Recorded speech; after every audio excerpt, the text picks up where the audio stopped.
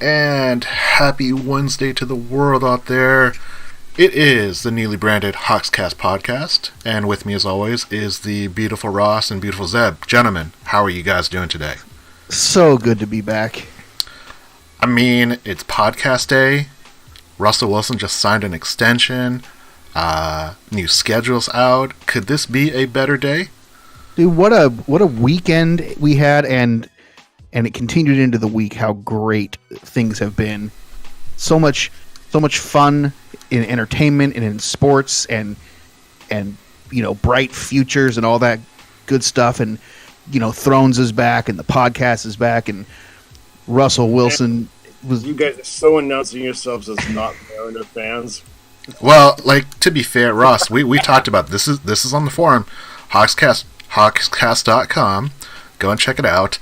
Ross wrote about the Mariners, and they had a great start to the season. Yeah. This weekend, I told many of my friends I will trade every single 2019 Mariners win if Tiger Woods wins the Masters this weekend.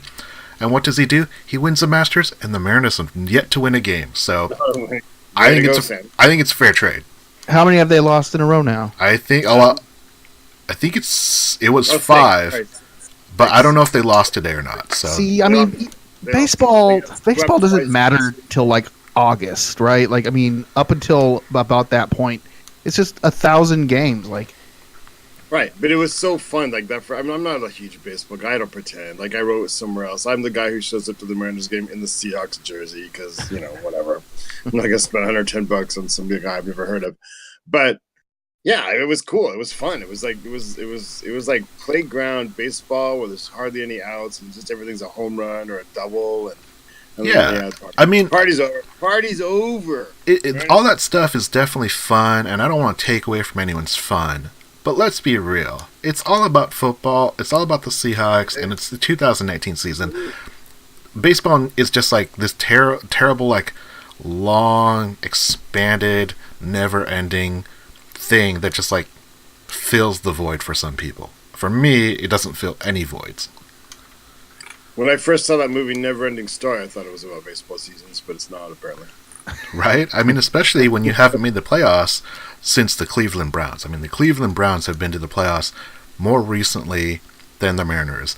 The Seattle Supersonics, who Russell Wilson likes to support because he's trying to bring a team back to Seattle, he and that jacket has seen more playoff action than the actual franchise, and more so than the Seattle Mariners. So, oh my goodness! As you can see, people, I'm a little testy baseball. About that. Some people love baseball. It's the classic American sport. It goes back however many years, farther than all the other sports or whatever. But not really for me. I don't mind it. I'll watch playoffs, things like that, but I can't get emotionally invested in it. I'm only one step above you, and the older I get, the more into it I am. I don't know why. And also the longer I live abroad, because that's a weird factor. When you live abroad and you've got your gang of guys that are your friends, but they're more likely to be sort of from they're all expats, so it's for people from different countries. So although I was vehemently against soccer as a child, I learned to appreciate, if not love, soccer. I've learned to like baseball because when you talk to Japanese guys, that's all they talk about for sports. Yeah, but with soccer or European football, I at least can get behind the World Cup because I do recognize that they are really great at that. I don't get excited about playoff baseball. So, I mean, I know I'm not a representative of everyone, but you look at the demographics, you look at the statistics, baseball, for whatever reason, they don't have the same pull as a lot of other sports. So, you watch the baseball? What's that? Do you watch the World Classic of baseball? Essentially the equivalent of the World Cup for baseball? No, because the talent still isn't as good as the World Cup. You don't hear the best players in football, in soccer, skipping out on the World Cup, because that actually means something. They all value that still. There are a lot of the great, best baseball players that don't play in the World Baseball Classic. Now, I will say, and Ross, you can probably testament to this, and this will be the last baseball comment because I'm done with it. But in 2008, I believe it's actually 2009. So in 2009, that is when the Japan was facing South Korea in the final game of the World Baseball Classic. Ichiro had been playing. Again, we're talking almost like 10 years ago now. And he hadn't been playing that well. But I was watching it on my phone, on the train, going to Osaka, and I was watching with all these other Japanese people glued to their phone, and it was the last inning. And Ichiro hits a single over the second base. The guy from second scores. Japanese team wins. Ichiro's a hero, even though he had a bad series. And every single person on this train that was watching the game on their own phone, they all silently pumped their fists and cheered in the most silent way possible. That's like my most cherished baseball moment as of the last 20-some years, which is really kind of sad to say. That is like, yeah. That's a cool moment, though.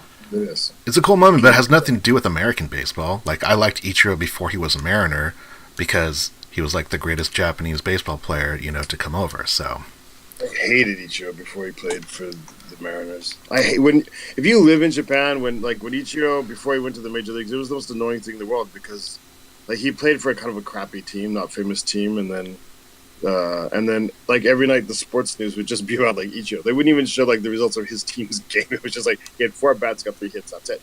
Yeah. What was the score of the game? That irrelevant. It's just doesn't matter. What about Ichiro? And then when he went over to America, it was even more annoying because like they cut into like whatever was on. Oh, we lost Ross, so he's got to jump back on. What's up, Boy Scout? What's up, Bird Fingered? Guys, this is the 2019 newly branded Hawkscast podcast. Here. We've changed our name to match our socks, and we're here to rock. The Seahawks opened the 2019 season with some big noise using the franchise tag for the first time in years, extending only the second player to their third contract in the Pete and John era. Seahawks bring back a ton of players from that 2018 team, plus some old faces that just had a quick camp appearance. We're here to break it down. This is the Hawkscast podcast with Sam, Zeb, and Ross. Gentlemen, I'm excited to be here. I'm excited you guys are here. And let's talk really quickly about with the off season. Like, we're going to talk about Russ. We're going to talk about what Pete and John have done with his teams. Oh, what's up? We got Jay Adams 2001. What's up, Shoe Cans? We have all these moves that are being made with the Seahawks. What's the one highlight? What's the one thing that you were kind of surprised they went on and got? I don't know that I've been surprised by anything yet. Yeah, I mean, I guess that's almost the opposite. I know they weren't going to make any big splashes, but there were maybe a couple players I thought they might go a little bit harder after or something. And I guess I'm surprised that given like what they did last year, they're so concerned with the complementary picks, and that seems to be like the main theme for what they're doing, and that completely is dictating their moves. And like it's a little, so I'm not. It's not a bad thing at all. I was actually maybe even a pleasant surprise. I think after last year, maybe they gave up on that idea. Yeah, I think that's something that we're going to talk about that. I think in topic number 2. But the thing that I think I'm most surprised at is the contract that players got when they left the team. Property Productions, what's up, dude? Exactly. Like, it's kind of weird to think about it that the Seahawks kind of have like this almost stale and super like conservative offseason. Like, everyone knew that Justin Coleman was not going to re-sign with the Seahawks. But I don't think anyone expected to get him as a nickel cornerback to get an $8 million contract. Was it to Detroit? Yeah. Yeah, he got a pretty good deal, didn't he? I think it might even be $9 million. I mean, you kind of think about that, and you understand. Yeah, as a nickel back, you're going to play like anywhere from 60 to 75% of the snaps, but you're not the number one. You're not targeted against the best player from the receiver core. It's almost a position where you got to make sure you don't mess up, and I don't know, man. I think it's actually a sign of like the people are sort of correcting the market, because I think the corner, the slot corner matters a lot more than people are talking. I mean, like you said, you're not usually against the number one guy and so on, but you know what? Like when you have the number one guy and he's on the outside, you can use the out of bounds, and you can use. I mean, traditionally, even like Seattle, like it's not been the guys on the outside who do well against us. It's the guy in the slot. It's a hard position to play. And I think finally this is a sign that maybe some teams are starting to value it, because I think it's been undervalued. I think that's a fair point, and I think it's a disrespected position. Yeah, but it's you look at what Seattle's done, and like Seattle's never had like a big name nickel guy. I mean, Jeremy Lane was the highest paid nickel player they've had in years, and he had an up and down career. But you know, there are definitely pockets of time where he was playing great. But you look at kind of this off season, just real quick before we get into our topics here. This kind of like super boring, super unsplashy, like, oh, let's make all these other teams make the first move, and then we'll counter. But I think that leads us into topic number one. So Ross, I'm going to hit this off with you, because I know you got strong feelings about it. We've been talking about this for like years and years and years. Topic number one of the new 2019 Hawkscast podcast season. By extending Russ, are the Seahawks contenders for the playoffs and the Super Bowl? Well, I mean, they're contenders for the next 5 years for the playoffs, and I don't think anybody can argue against that. Not 100% locks, but certainly contenders every year now when you've got that kind of quarterback. Super Bowl is where we come down to it, doesn't it? I'm going to surprise you a little bit. I think next year and the year after we are a bit more than previously I thought. I do think 35 is gonna tie up a lot of cash, and that means $35 million a year for Russ is gonna tie up a lot. And people are like, the backlash goes back and forth out in the internet universe about this, and people mocking both sides. And I'm not talking about just like the pure history and people pulling out the exact numbers, 13.1%. It's the flexibility and things like that. And I'm nervous about it, but looking at how the structure worked out and how they used the final year of this contract to kind of bring down some of the numbers just a bit. I mean, an extra $4 million. What did Fluker just sign for? $2.5 million. So I think you have to really, really, really start hitting your draft picks. Every single draft pick becomes super important. But I think they're still contenders. But I think it makes it more difficult, to be honest. And I don't think there's any. I mean, people argue back and forth, but the fact is, at the end of the day, you're playing against teams like the Rams, who are going to pay their quarterback $6 million, and we're going to pay $35. So you're starting essentially like with the same thing, but we start with $29 million less. And I mean, and it's not like you're purposely chaining yourself. That's just the way like cycles of salaries work, and that's just how it goes. But eventually some team someday is going to take that chance and go, you know what, we want the 35 or we want the 40 at that point, and we're going to roll the dice. And I'm interested to see who that team is. I thought there was a chance that Seattle might do that, but we're not. But I'm not mad. I'm not mad. I want to make that final point. People think I'm mad. I'm not mad. If somebody tells you get to watch Russell Wilson for the next 5 years playing, hey, that's a gift. It's a gift. Because I watched Kelly Stouffer play 1 year. Zeb, what about you? Where are you in the Seahawks contention window with Russ at the helm? Well, I think it's pretty obviously well known that Russell Wilson makes this Seahawks team better just by being who he is, being our starting quarterback.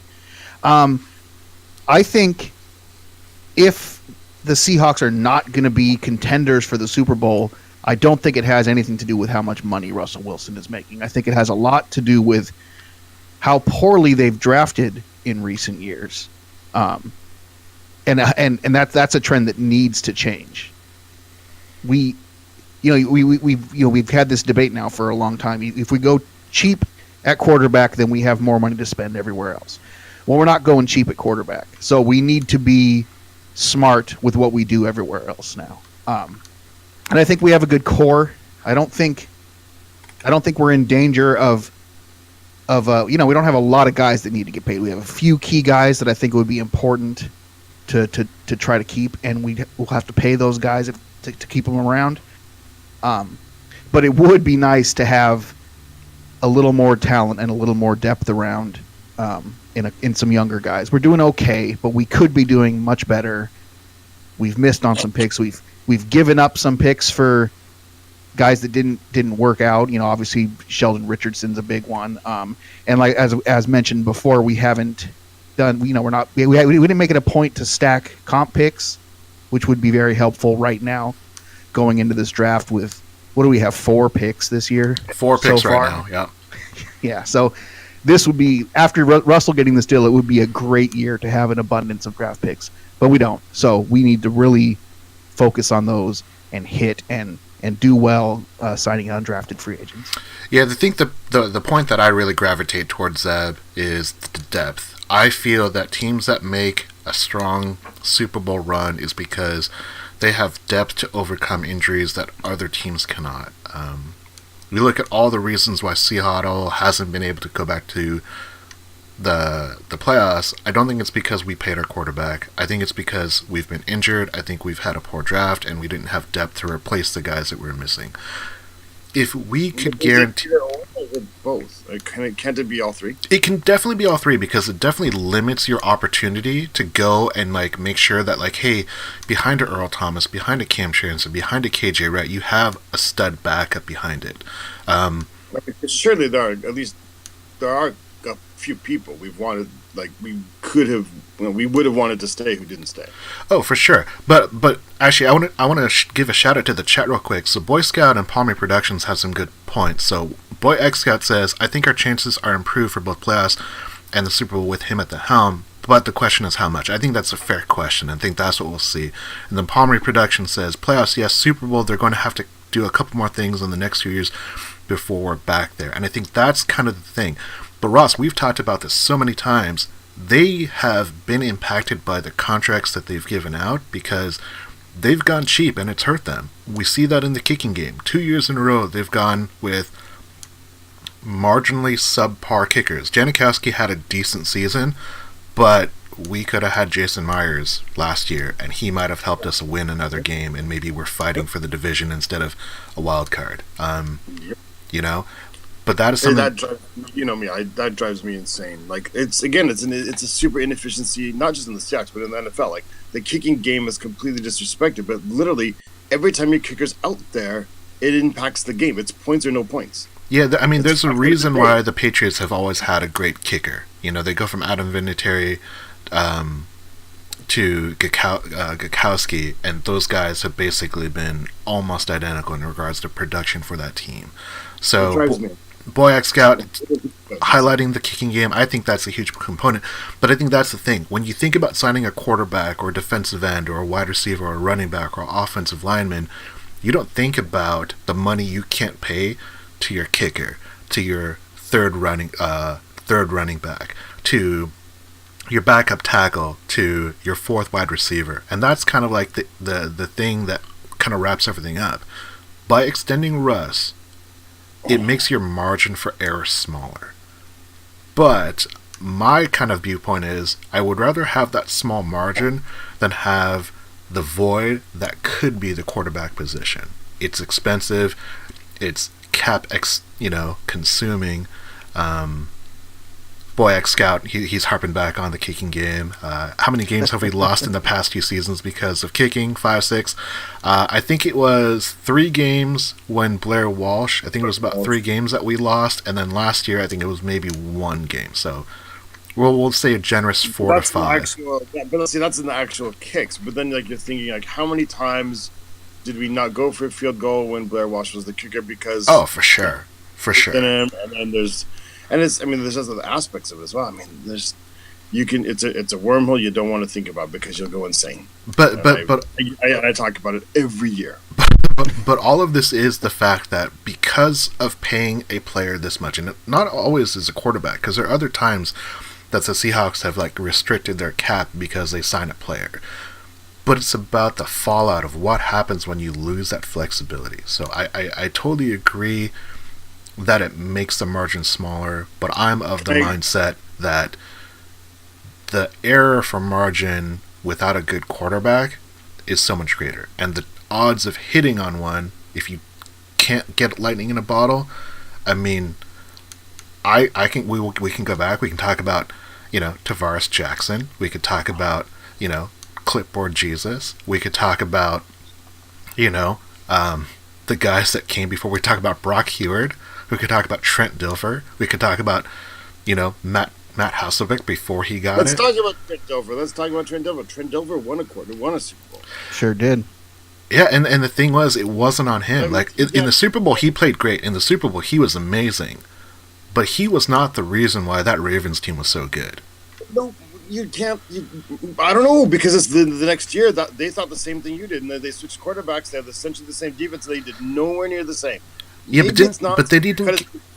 Maybe there's more to it. Maybe there's a reason that the Vikings got deep in the playoffs with their number 3 quarterback, and the Eagles won the Super Bowl with their backup quarterback.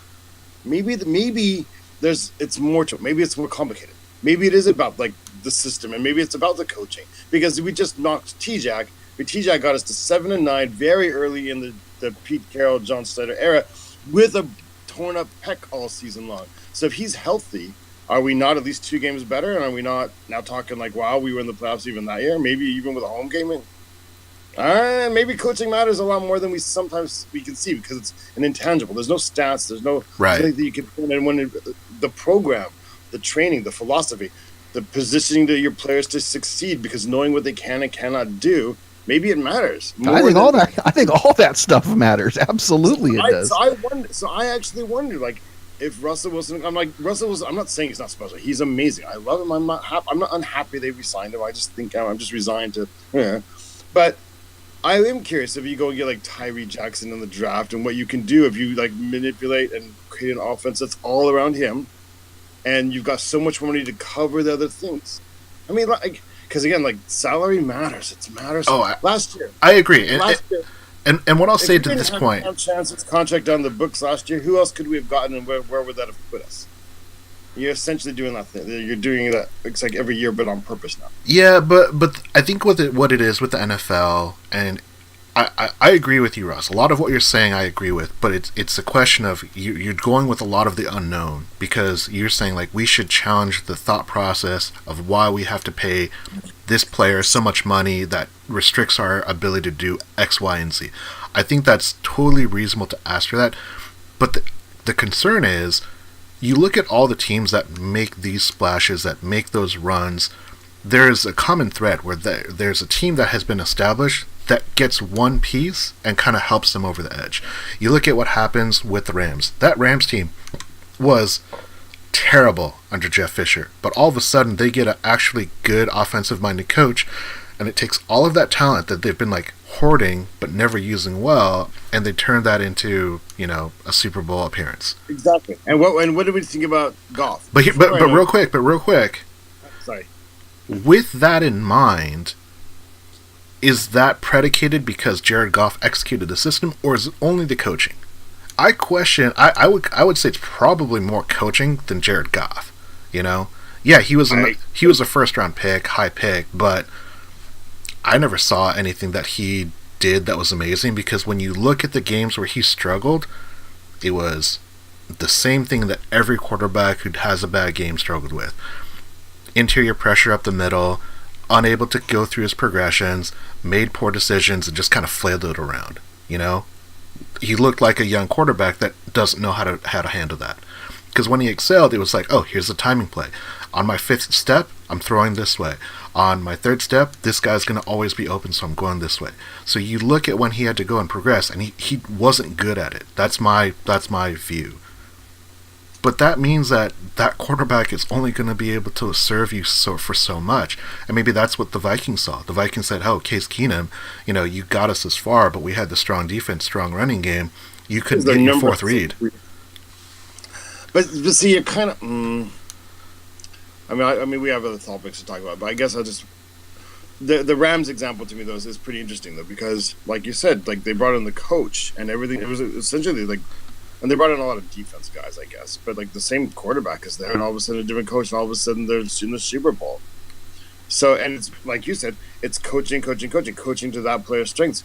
It's such a chicken and egg thing, I think, in the NFL, to a degree that we don't always think about. Like, if Tom Brady had been drafted by the Browns, is Tom Brady days, the greatest of all time, same exact guy. Probably not. He never gets a chance, and he never gets off the bench, and he never gets a coach who coaches to what he can do well. If Russell Wilson did not, and we all hate Darrell Bevell, but Darrell Bevell was maybe bad at play calling, but he put in systems, and he was adaptive, and he could make an offense on a budget. Yeah. We don't appreciate it. And he didn't have a lot of pride. Like, I mean, like, not the good kind, the bad kind. He didn't have the bad kind of pride, right? When they got Russell Wilson and like his rookie season, seemed like things didn't work out well at the very, very couple first games. People forget, like, on the fly, mid-season, they put in like the read options, right? Yeah, they just straight up copied other teams. Yeah, they just put it like that's something he can do. That's something he can do. That's something he can do. You got to have the coach who plays to you, because every player does have weaknesses, or nearly every player has weaknesses. So you get the right coach, and anybody can be a star if you've got the right, not anybody, but if you've got enough talent and you're in the right situation. And so maybe that matters. Maybe Pete Carroll and he gets the people right. Maybe it could bring somebody who, I don't know. I just feel like it seems like the same coaches over and over again who seem to find the right quarterback. Maybe it's not like they're finding their geniuses at scouting. Maybe it's like if you're the right level of quarterback in the right situation with the right coach, then you're going to be that level. Yeah. Maybe it's a matter of just faith in Pete Carroll, getting the right guy to coach him up. All right, well, that leads us to topic number 2. So, topic number 2, Zeb, we're going to hit you off here, and it's, do you trust Pete and John to build a team that can win this division? Pete always talks about winning the division before anything else. I think having home game is super important for the Seattle team. Where's your trust with that front office? I trust them by default, because if I don't, then I have no hope, right? In 2013, even 2014, maybe, I was at the point where I didn't think that those guys could do any wrong. They had made they hit so many home runs in the draft and made so many good personnel decisions. They were the class of the league, in my opinion. I didn't think anybody could touch them. A few years go by, we get things like Harvin and Jimmy Graham and Sheldon Richardson. Not that Graham was bad. He was productive for us for a few years. And then we have these few drafts in a row where we get pretty much nothing lasting that matters very much, and you can't help but start to question their methods and their scouting and all that sort of stuff. So I have faith that they can get it right now, but that faith could be probably shaken very easily if things don't trend upward this next season or two. For now, I trust them, but I will say that I am more nervous than I was 5 years ago. Sure. Ross, what about you? Where do you put trust? And we talked a little bit about this in the opener, about maybe their philosophy on how to acquire compensatory draft picks. But do you trust what they're doing? I think I trust them, but I also know they're human. They're fallible. They sometimes misread situations. I'm not one of those who thinks like Pete Carroll's loyal to a fault kind of thing. I think he's just patient. It's not just about us. I mean, other teams actually, like, they get paid to win, and the other GMs get paid to put together good teams, and it's not a static league. I still think that Pete Carroll's top 3 head coaches in the league. I think John Snyder's great, but again, they're fallible. What I still think looks like panic moves last year. I mean, obviously they didn't. If I admit it, they weren't panic moves. They probably misjudged the team. They thought they were like that close, so they didn't mind signing Sheldon Richardson, thinking like, you know what, all we need, as long as like positions thing, we could be back in the Super Bowl. Ended up not even making the playoffs, and that guy didn't do well for us. But I mean, it wasn't apparently a panic move. But so they make mistakes, and in this kind of high pressure $1 million industry kind of thing, that hurts to say, but everybody's going to make mistakes. The Patriots make mistakes, right? They whiff on players, they whiff on draft picks, they whiff on signings, free agents, and otherwise as well. So I allow them to be human, but I'm still optimistic and I still trust them. Yeah, I think this is kind of like a question like that. You would say like, this is a mirror, like, what do you see, kind of a thing. And I think it also ties into what your expectations and kind of hopes for the team are. I feel that if you don't trust Pete, if you don't trust the front office in its current edition, you're never going. There's nothing that's going to change your mind, even if they win a Super Bowl, because you'll just kind of find an excuse. I think every fan who watches this team, who has been aware of all of the moves that they've made, I think for the most part are definitely going to give that trust. I think what we're seeing though is we're seeing the longevity of this front office come to a point where I think maybe fans are on the verge. I think all of us, we've kind of had that tone of like, okay, I see where you're going, Pete, but are you sure this is the right decision? Like, we've all had that moment, and I think what that's done is that's kind of put us on this like edge of saying, okay, I trust you, Pete. I trust that you're doing the right thing. I trust you're making the right moves. I trust you, John, when you're going to say you're going to draft these guys and go into the draft with 4 picks. But if we have another bad season, I feel like we are on the cusp of things turning really sour. I think that it's the point of fan expectation for this team is so high. There is so much love for this team. There is so much expectation now that it's really about the Super Bowl. Like, getting to the playoffs is no longer a thing. Like, Ross, I remember when we started talking about both of us having season tickets and just hoping for a playoff win.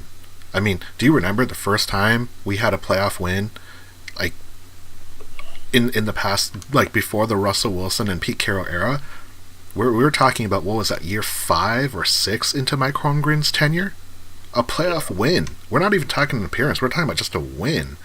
And that was the year they went to the Super Bowl. So that's kind of where I am. I trust John and I trust Pete, but I think they are going to be reaching a point where the fan base, and that includes me into that, is that there's going to be a point where people are going to start really, really like harping if they don't see huge leaps of success. Like, getting 10 wins in the playoffs is not enough, and I don't think it's been enough for a long time. And I'm afraid that is going to cause the fan base to turn. I think that's where like some fans in general are really at, because you look at, you just kind of look compared to other teams, and there are other teams that like they just get a lot more publicity, even though they're doing maybe similar things that the Seahawks are doing. Yeah, I it's hard to take the pulse on a fan base because you're only getting like the most vocal people wherever you're out there on social media. But I'm really surprised at how much like fans have already turned on Pico. People already talk. I mean, like, people just think he's not a good coach, and I just don't understand it. I understand, like, they think he's like over loyal or he's too conservative. I mean, look at the results. Look at the results. Right, the game is passed him by. The game has not changed that much in 2 years. It hasn't. It hasn't. I mean, we got our chats telling us right now. Palmery says, I would have more faith if they would stop doing with the 300 to 500 transactions every offseason. I mean, obviously that's an exaggeration, but I think that's also what sustainability can you have as a team, which I think is a fair question, if there is going to be so much turnover on that bottom, 5th or bottom 4th of the roster. Obviously that's not your lifeline, but those are the guys that you kind of sometimes need to kind of step up. So I'm not saying that's exactly because they're willing to do that they can sustain things. Because if you're going to have Russell Wilson at 35 and Bobby Wagner at what? It's going to be like 16 and Frank at 23. Everybody else is going to be bottom basements. You better check every rock, nook, and crown, or whatever the expression is. You got to look everywhere for any talent. You got to bring Bobby Brown down from Canada, and you got to look anywhere. You got to look anywhere. Did you say Bobby Brown? That's awesome. That girl is poison. You got to use anybody from anywhere. You got to find, anybody off of the beach in the Sandlot League in Hawaii, and just give them all a tryout. I'm like, because there are people out there that are hidden, right? Who just didn't ever have the right positions, and you got to find them now. I think your point is very valid, but I think you need to draft well, and that's where we've struggled recently. We've always been pretty good at bringing in undrafted free agents that can actually, come in and play and some of them even start. Like, that's been a thing that we've been able to do pretty successfully since Pete and John have been here. Having only 4 draft picks is scary. Like, this is the time where we need to have hit last season, which I think we actually did okay in last year's draft. I think that's looking pretty good. But God, it would be nice to know that we were going to be able to get 2 or 3, significant role players in this year's draft, and having only 4 picks, that it makes it less likely that that's going to happen. Yeah, that's kind of scary to think about going into 10 days from now. We're going to say all right, Seahawks have 4 picks. Let's see what they do with them. We got to hit on all of them pretty much. Right. I mean, even if we don't, like I said, we have a good core. I think we have a decent squad. We have really interesting young players on the outside playing cornerback, pass rushers, defensive linemen who are, there's a lot of potential there. So I don't think we're in bad shape. I think we can win this year, but hitting on those draft picks would definitely help. For sure. All right, let's move on to topic number 3. Topic number 3 is the Hawkscast Corner. So this actually comes from our own Zeb here. And Zeb, on the forum, you wrote the post, Earl Thomas retiring as a Seahawk. So I wanted to talk about this topic because I'm just going to read what you wrote on the forum. Earl Thomas says, I envision one day retiring as a Seahawk. Thomas said on the Rich Eisen show on Wednesday, I would never burn a bridge there. I still love my teammates. Hopefully they'll hang my jersey in the rafters.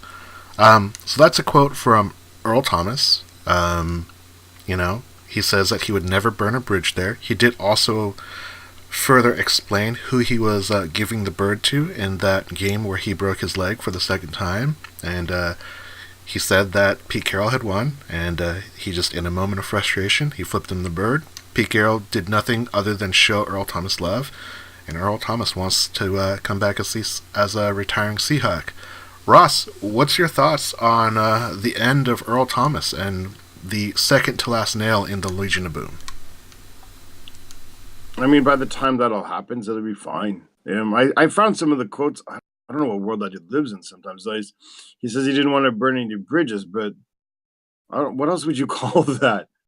You're going off the field, you're flicking off your coach. That's, I don't know. I would, if I had an employee whose contract was running out and he walked out the door flicking me off, I'd consider that a burned bridge, I think.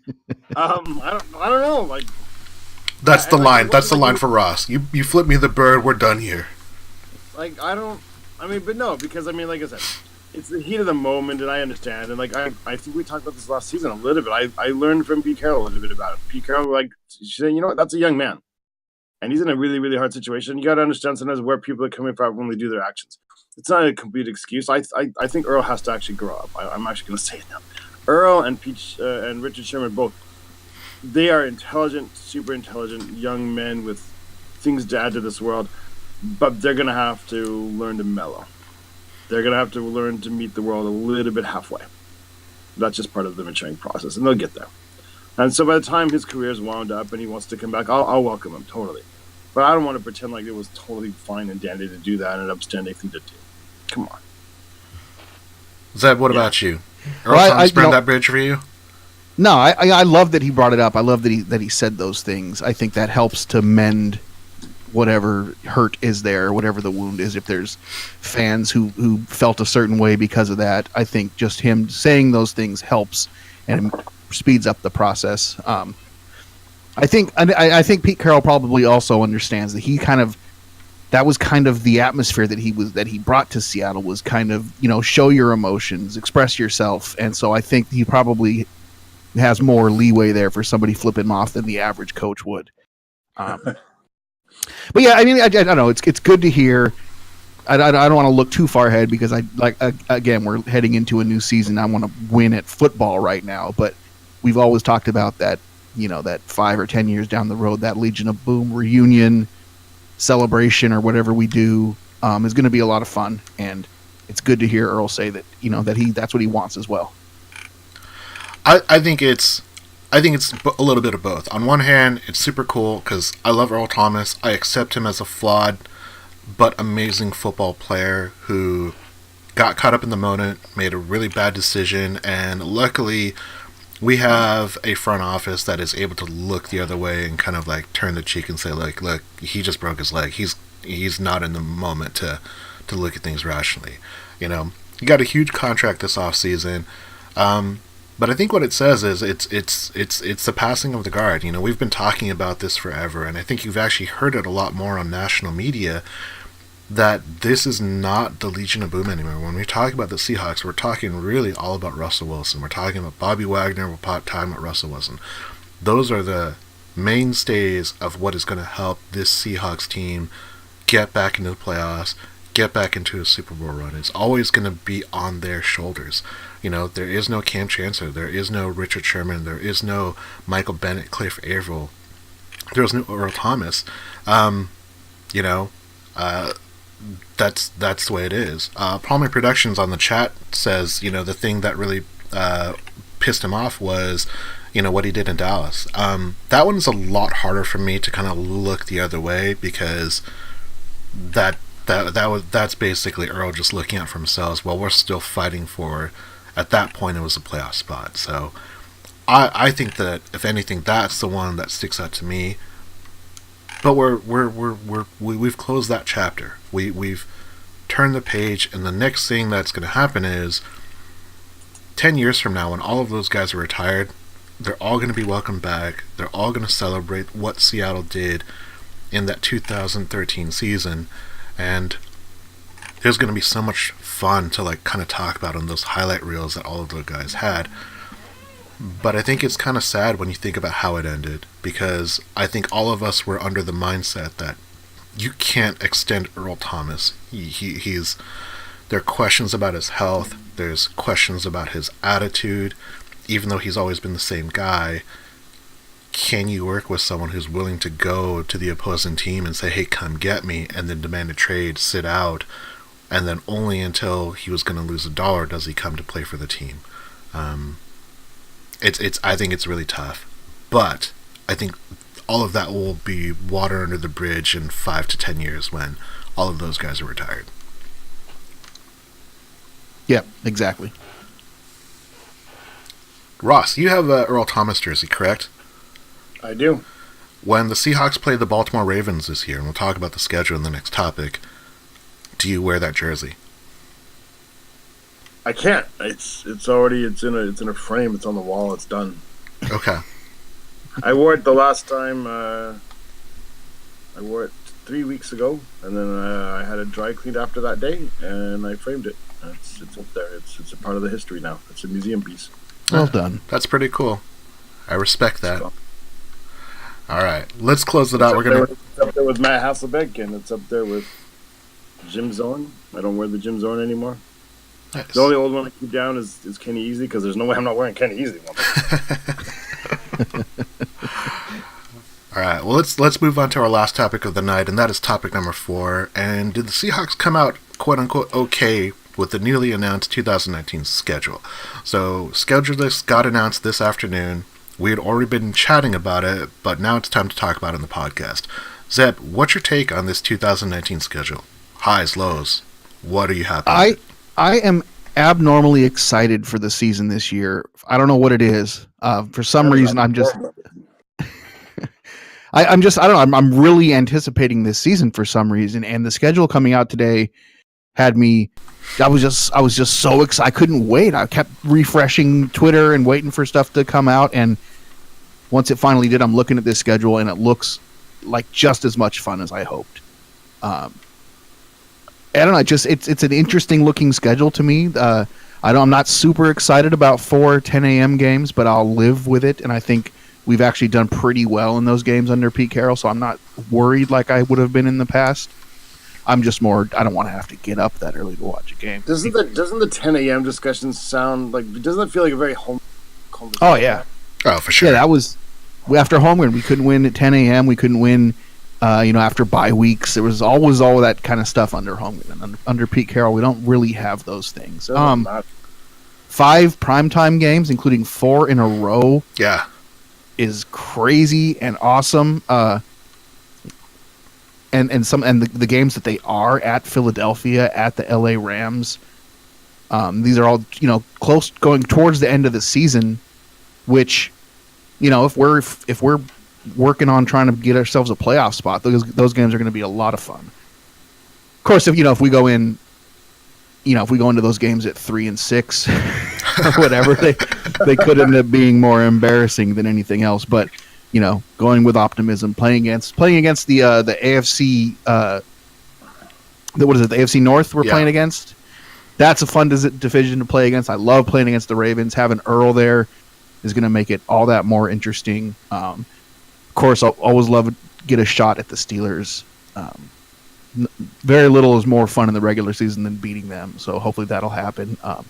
And then the AFC South, or the NFC South, again, is another division that I love to play. I love playing against those teams. So looks like a tough schedule, but I think I think it can work. I think we can come out of this at 11-5 if we play our cards right.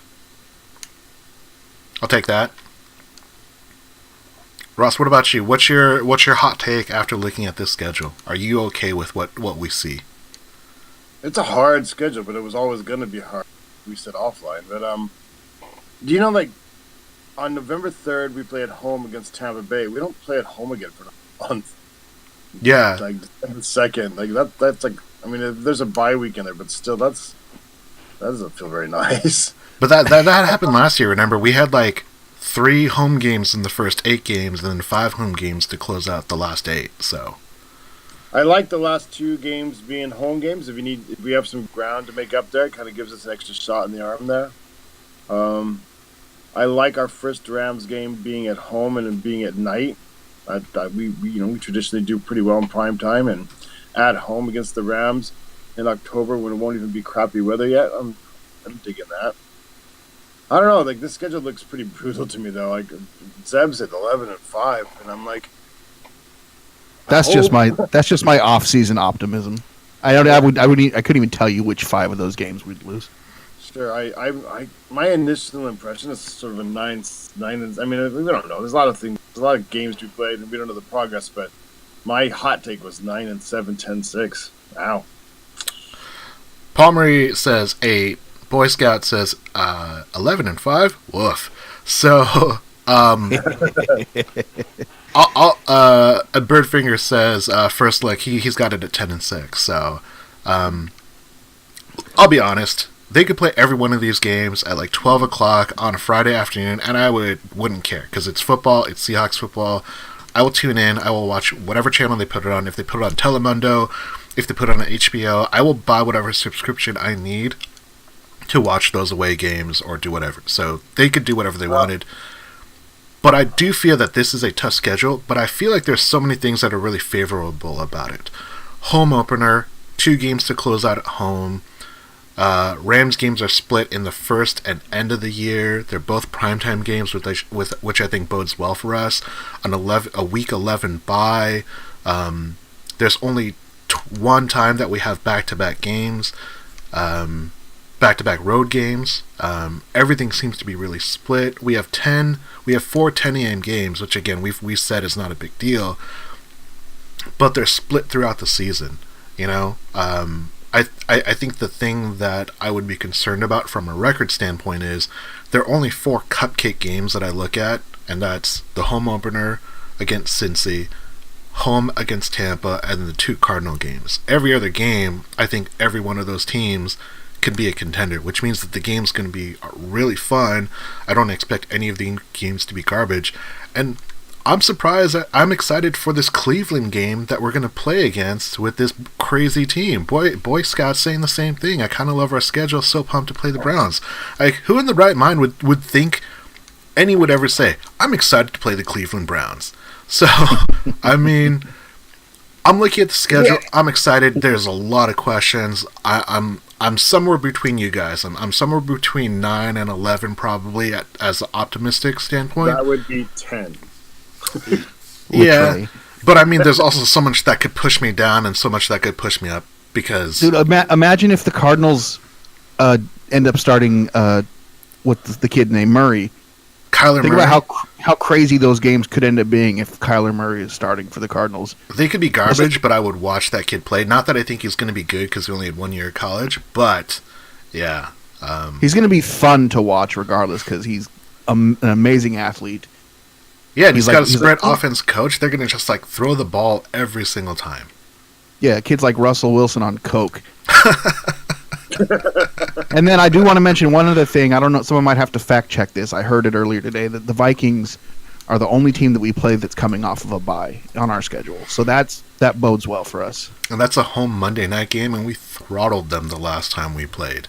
And we kill on Monday nights. So yeah, I mean, I'm excited. It's a schedule. It could be 16 games against the best team, and we'd have no shot to win any of them, and I would still be excited because it's the new schedule. I mean, what's more to love? It could be AAF football, and I'd watch. Rest in peace. Here's a crazy thing. The fact that we have 5 primetime games, 3 of them are on the road. That, I think, is the unique thing that I think we're seeing a little bit more often now. They're not going to give Seattle home primetime games anymore. They don't like it, but that's a crock. They have to do it sometimes. I mean, you look at these are the.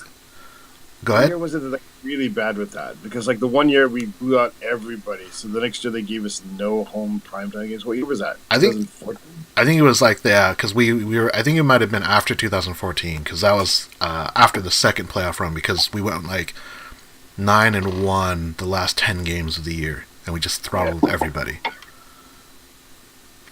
So yeah, I mean, primetime game against the Rams at home on Thursday night.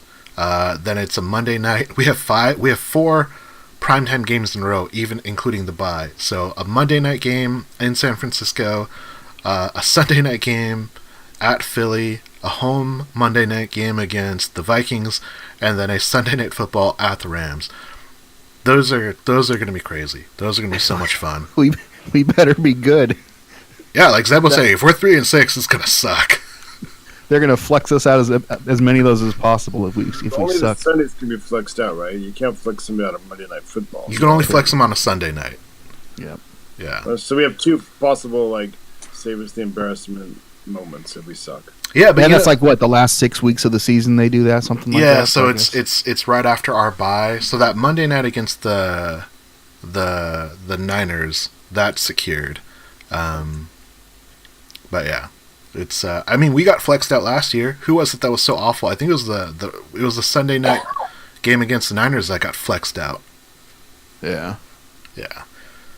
But that wasn't that. I feel like that was less about who we were, more about who they flexed in, though. Yeah, totally. It was mostly definitely about the fact that the Niners did not have anything close to a quarterback. That was the game where Bobby took it to the house, the 99-yard interception for the touchdown, and was like looking for Sherm on the sidelines. Yeah, and we lost the game. No. We won that game. We won we lost the road game in San Francisco. Oh, our Frisco games were close together last year, weren't they? They were like 2 weeks apart. Yeah. Okay. Yeah. Yeah, we crushed them and then we lost to them. Yeah, that's because like it was the kicking game, offensive penalties. That was such a poor game. Yep, horse gobble. Yeah, but at the end of it, it actually didn't impact the Seahawks in their standings or anything at all. All right, well, gentlemen, that is our topics. Are you guys ready for some predictions? Let's do it. All right, Zeb, we're going to hit you off with every single one of these predictions because you've already said some of them during the podcast, but we'll go ahead and hit it off. Spoiler. Predictions. I know, right? Can't even wait for predictions. 2019 Seahawks wins. How many? 11 wins, and Boy Scout, you're not going to quell my off-season optimism. Ross, what's your initial win total? 9. 9. I'm going to go with 10 because that's what I said. It was somewhere between you two guys. Zeb, who wins the NFC West? The Seahawks do. Ross? Who? Rams. You know what? It's going to be Kyler Murray and the Cardinals. No, fuck off. It's going to be the Seahawks. All right. Nobody's going with the 49ers? Nobody's going with the 49ers? No. Got that. All right. Here's kind of the trick question, and I'll give you 2. Who is the next to get extended? Who's the next to get traded on this team? We're going to extend Bobby and trade Frank. Ross? In a surprise, the next extension is Jared Reed because easier.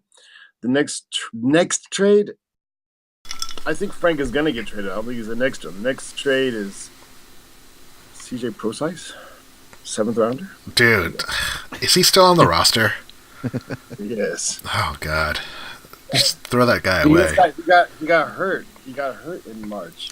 dude. He got hurt like in non-contact. Hurt I in believe. March. He was like for like 2 or 3 Yeah, weeks. He was like, a healthy scratch. Like how sad is that?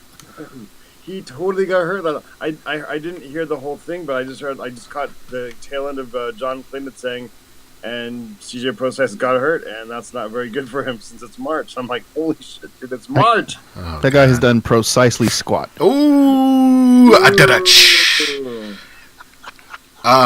Next to get extended is going to be Bobby. Next to get traded, that's a tough one.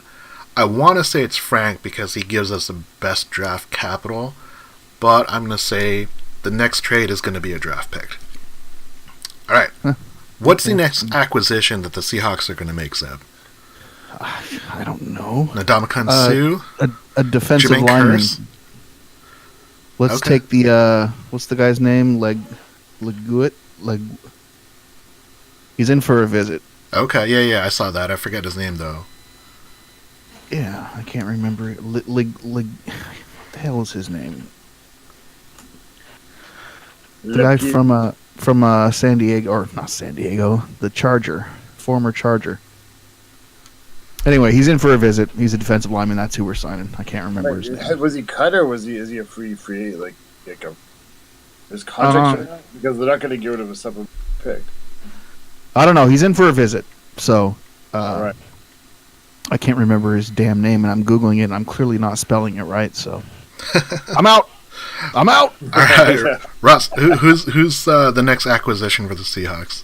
Some random defensive back cut off of somebody's practice squad last year.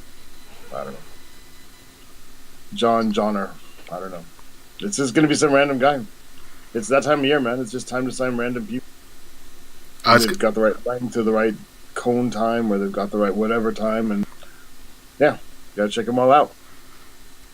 Next acquisition is Tacoma native, University of Washington graduate, Jermaine Kearse. He's going to come in for another hot minute. I don't know if he's going to stay, but I think that's who the Seahawks would target as like a really budget player. A good answer. I like that. All right, last prediction of the night. Surprise player that gets cut, and you can't do CJ Process because that's not a surprise. You mean like now or like in August? Anytime. Who is the next player to get cut? The next player to get cut, or just a surprise player? Surprise player, because CJ Process is an obvious choice. That's like saying, is it going to be wet when it rains? I'm going to go with somebody who I don't want to get cut. I don't think they're going to get cut, but it would be a surprise. Nas Jones. He just bought himself some time by moving to defensive end. That's why it would be a surprise. Okay. I buy that. Darbo's not a surprise, is he? No. This is back. Okay. A surprise.